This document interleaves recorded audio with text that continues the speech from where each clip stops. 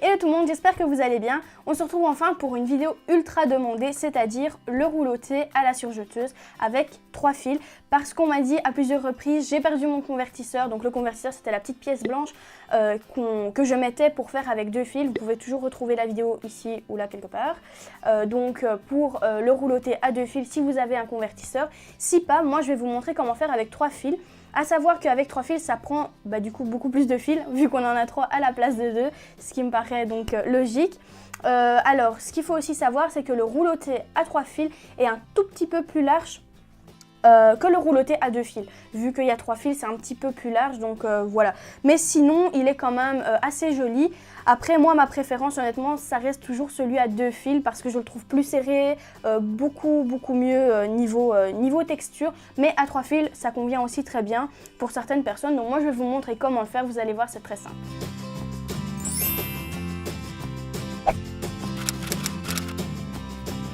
Pour cela, vous avez besoin du boucleur inférieur et supérieur et de la première aiguille, c'est-à-dire l'aiguille A de votre surjeteuse. Ensuite, vous allez avoir aussi besoin, donc ici, de régler la longueur de votre point sur le F.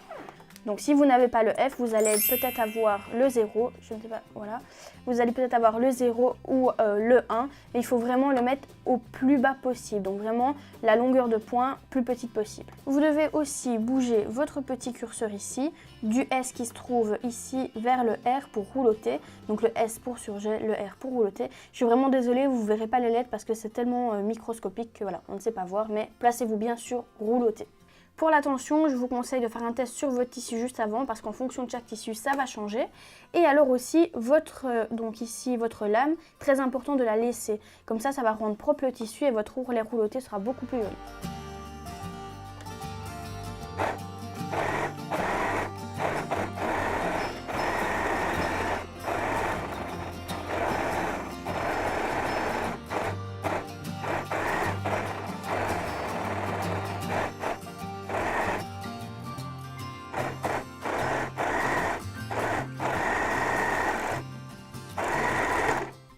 Donc voilà le résultat ici donc de notre petit ourlet rouloté.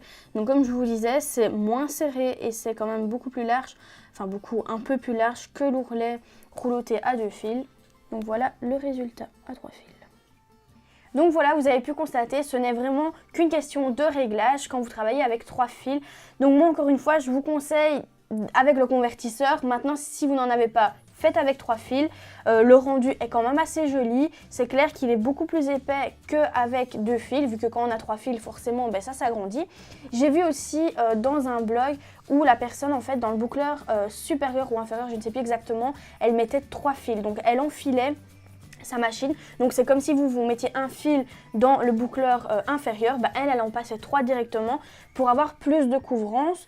Voilà, je vais être honnête avec vous, personnellement, moi je ferai pas ça parce que ça risque d'abîmer votre machine. Donc voilà, maintenant vous pouvez toujours essayer chez vous et me dire en retour ce que ça fait. Mais voilà, à votre place, franchement, je testerai pas. Je trouve quand même qu'il est relativement couvrant. Et la plupart du temps, quand on fait un ourlet rouloté, on prend un fil qui a la même couleur que notre tissu. Donc s'il n'est pas ultra couvrant, au final, ça ne se voit pas vraiment parce que le fil et le tissu sont de la même couleur. Donc on ne voit pas les écarts entre les fils.